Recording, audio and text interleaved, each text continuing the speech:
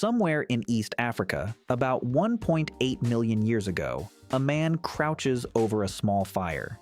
In his hands, he is holding a piece of raw meat. He brings it to the flame.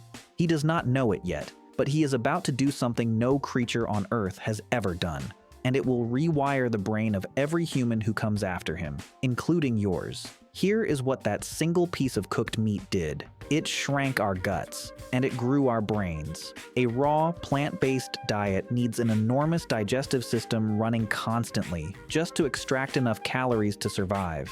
Imagine a chimpanzee. They spend 6 hours a day chewing. Their bellies are fermentation tanks. But cooked meat is something completely different. Cooking is pre-digestion. The fire does the work the gut would normally do. Suddenly, our ancestors had calories to spare, and the body spent that surplus building the one organ that makes you who you are, your brain. Cooking might be the only reason you are smart enough to watch this video, but here is the mystery scientists are still arguing about today. Was it the meat itself that did this, or was it the fire that cooked it? Because the answer changes everything about who we are. One of these made us human. The other might just be a side effect. Stay with me. By the end of this video, you are going to know which one built the species you belong to. Let's rewind. For most of our species' story, our ancestors were not hunters. They were foragers, and not particularly impressive ones. Picture an Australopithecus 4 million years ago. Small, ape-like, walking upright but spending almost every waking hour chewing. Leaves, roots, tough plant stems, the occasional fruit when they were lucky. Their teeth were grinding mills, their bellies were fermentation tanks, and their brains were about the size of a chimpanzee's, about 400 cubic centimeters, roughly a third the size of yours. To understand how strange this is, you have to understand how much eating dominated their lives. Modern chimpanzees, our closest living relatives, spend nearly half their waking hours just chewing. Their molars are huge, ridged, designed for breaking down plant fiber. Their digestive tract is more than twice the length of ours relative to body size. Most of what they consume is converted into heat and waste, not into the fuel that builds bigger thoughts. The reason is simple. A plant-only diet does not have the calories to fund anything bigger. A salad is great for survival. It is terrible fuel for invention. To grow a brain like the one you are using right now, evolution needed a richer source of energy. It needed a shortcut. And around 2.6 million years ago in East Africa, our ancestors found one. In the Gona region of Ethiopia, archaeologists have uncovered animal bones dating back 2.6 million years. And on those bones, cut marks, sharp, deliberate, unmistakably made by stone tools. Someone, holding a sharp flake of rock, was slicing meat off the bone. This is the moment. This is the oldest direct evidence we have of our ancestors stopping the salad bar and starting to eat animals. The archaeological site at Gona is one of the most important places on Earth for understanding what we were before we were us. Sileshi Semaw, the lead archaeologist on the dig, has identified some of the oldest stone tools ever found there. Sharp flakes of volcanic rock chipped intentionally from larger cores. These are the first technologies of our genus. Not weapons, not art, knives. The earliest things our ancestors ever made were for cutting meat from bone. They probably were not hunting at first. The leading view is that they were scavengers. They were running across the African savanna toward the carcass a lion had just left behind, racing the hyenas. And they were after one specific thing: marrow. That was the prize. The thick interior of a thigh bone, sealed inside hard bone that no other scavenger could crack. Pure fat, pure energy. With a single sharp stone and a heavy rock, our ancestors could get to a food source that nothing else on the African savanna could reach. They had found a calorie surplus that did not require speed, strength, or claws. It only required a brain that could understand which bones to break. For roughly 2 million years, this is how our ancestors ate animal flesh, not by chasing it down, but by waiting their turn. The transition to active hunting came much later, perhaps around 500,000 years ago, when our ancestors developed the wooden spears found at Schöningen in Germany, and the persistence hunting strategy that turned bare human skin and endurance running into a kind of weapon no antelope could outlast. And here is a number that should stop you. Your brain is 2% of your body weight, but it burns 20% of your energy, every single day, asleep or awake. No other animal on Earth pays a metabolic tax like that. That marrow our ancestors were cracking, that meat they were stripping from bones, eventually that food they would learn to cook, none of it was a luxury. It was the only way to keep the lights on inside the most expensive organ any animal has ever evolved. For comparison, a horse weighs 10 times more than you do, but its brain uses about 3% of its energy. A cat's brain uses about 4%. A chimpanzee's, about 8%.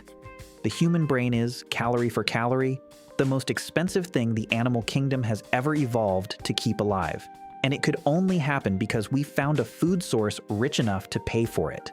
This is exactly the kind of strange question I dig into every week. The things about being human you never thought to ask. If that is your kind of curious, subscribe and stick around. Because what fire did next is the wildest part of the whole story. Raw meat was a breakthrough. But it had a problem. Raw meat is hard to chew. It is hard to digest. It can carry parasites and bacteria that can kill you. Our ancestors could eat it, but they could not eat enough of it fast enough to fully fund the brain they were starting to grow. Then, somewhere between 1 million and 2 million years ago, our ancestors did something no other animal in the history of life has ever done. They mastered the one thing every other creature on Earth runs from: fire.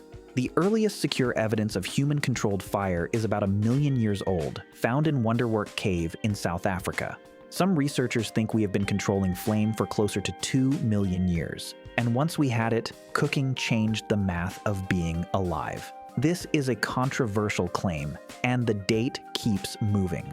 Some sites, like Kubifora in Kenya, suggest controlled fire as early as 1.5 million years ago. Others argue that consistent, controlled, daily use of fire only becomes clear around 400,000 years ago. But the trend in the evidence is steadily older.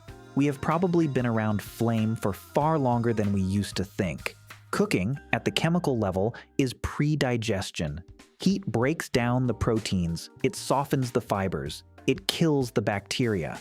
By the time cooked food enters your mouth, half the work your stomach would normally do has already been done outside your body. You spend less energy digesting. You get more energy back from every bite. Some studies estimate the difference at up to 50% more usable calories per meal. Heat does several things at once. It denatures proteins, turning the long folded chains in meat into something your enzymes can actually attack. It gelatinizes the starches inside roots and tubers, releasing sugars that would otherwise pass through your system untouched.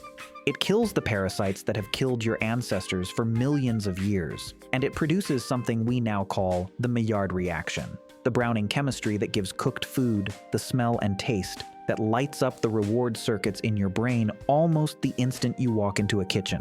The Harvard biologist Richard Wrangham has spent his career on this. He has a name for it, the cooking hypothesis. His claim is bold and a little unsettling. We did not get fire because we were smart. We got smart because we had fire. Wrangham laid out his case in detail in his 2009 book, Catching Fire. He pointed to a simple observation. Of all the great apes, only humans cannot survive long-term on a raw, uncooked diet. People who try it lose weight, stop menstruating, and become infertile. Our bodies, at a fundamental level, are no longer designed to extract enough energy from raw food. We have been cooking long enough that our biology has adapted to assume cooking will continue. Cooked food gave us so much spare energy that the body could finally afford an enormous, hungry, oversized brain. Our guts shrank because we no longer needed to ferment our food internally for hours. Our skulls swelled because the energy was suddenly available. Our jaws got smaller because we no longer chewed for 6 hours a day. Our teeth got smaller because we were not grinding leaves into pulp. Our faces became flatter and more vertical because the underlying machinery had been outsourced to a fire. Fire did not just cook our food, fire sculpted our faces. This is called the expensive tissue hypothesis, developed by the anthropologists Leslie Aiello and Peter Wheeler in 1995. They argued that the gut is one of the most metabolically expensive organs in the body. Shrink the gut and you free up energy. Pour that freed energy into the brain. Suddenly you have a creature with a smaller belly, a bigger head, and a completely new relationship with the world. The fossil record bears this out. Around 2.5 million years ago, the first members of our genus Homo appear with brains around 600 cubic centimeters. By 1.8 million years ago, Homo erectus has 900. By 500,000 years ago, we are around 1,200. And then, with the arrival of modern Homo sapiens, the brain reaches roughly 1,400 cubic centimeters, 3 times the size of our pre-human ancestors' brains, in less than 3 million years. There is no other animal on Earth whose brain has grown that fast. Which brings us back to the question I promised you at the start. Was it meat that made us human, or was it fire? Here is the honest answer. It was the marriage of the two. Meat brought the raw fuel, calories no plant could match pound for pound, but raw meat alone could not unlock that fuel completely. Fire was the key that finally opened the vault. Meat without fire is a hard meal that you can eat, but only slowly. Fire without meat is just warmth. Together, the two of them did something no other species in the 4 billion year history of life has ever managed to do. They turned food into thought. The proof is in our own bodies. Our teeth are too small to chew raw meat efficiently for long. Our jaws are too weak to grind raw plants for hours at a time. Our intestines are far shorter than a chimpanzee's. Every part of our anatomy is the anatomy of an animal that has assumed for at least 1 million years that someone in its life is going to do some of the digestion outside the body. That someone is the fire. Every other animal on Earth is limited by what its raw diet can power. A gorilla can only get so big a brain because it can only eat so many leaves. A lion can only get so smart because it can only eat so many antelopes. We broke that limit. We are the only species that pre-digests its food with technology, then spends the surplus calories on a brain big enough to invent more technology. Look at the modern Hadza of Tanzania, one of the last hunter-gatherer cultures on Earth. They get something like 30% of their calories from honey, about 30% from meat, and the rest from tubers and fruits. They cook everything. Their diet is not a fantasy of pure carnivory. It is the strategy our ancestors actually used for 2 million years. A mixed plate, anchored by animal fat, made digestible by fire. It is a positive feedback loop. The brain made the fire fed the brain made more fire, and after about 1 million years of this loop running, the small ape-like creature that used to spend 6 hours a day chewing leaves became a creature that could carve a needle out of bone, paint a horse on a cave wall, count stars, and ask questions about its own origin. You are sitting at one end of that loop right now, which leaves us in a strange place. The next time you cook dinner, when you turn on a stove your ancestor would have worshipped as a god. Remember what you are actually doing. You are performing the oldest human ritual there is, the one that built your brain. We did not become human and then learn to cook. We learned to cook, and that is what made us human. That fire on your stove is not just a tool, it is a relationship. It is the oldest contract any human being has with another part of the natural world. Older than agriculture, older than language, older than your species. Every time you turn it on, you are paying respect to the only invention that ever fundamentally changed what kind of animal a human being was. That man crouching by a fire 1.8 million years ago, he did not just change his own life. He rewired the brain of every human who came after him, including yours. Every thought you have ever had, every word you have ever spoken, every memory you have ever stored was paid for, in part, by a fire that one of your ancestors lit nearly 2 million years ago on a hillside in Africa. He sat by his fire. He probably didn't think much about it. He had eaten cooked food before. So had his parents. So had his grandparents. The thing that would change us forever was not the moment somebody first cooked. It was the moment cooking became normal. The moment generations of our ancestors stopped being able to remember a time before flame. And from that point on, every human child grew up expecting their food to come from the fire. You are, quite literally, what your ancestors cooked. If this changed the way you see your own dinner, you will love the next question I am chasing. It is already waiting for you on screen. I'll see you there.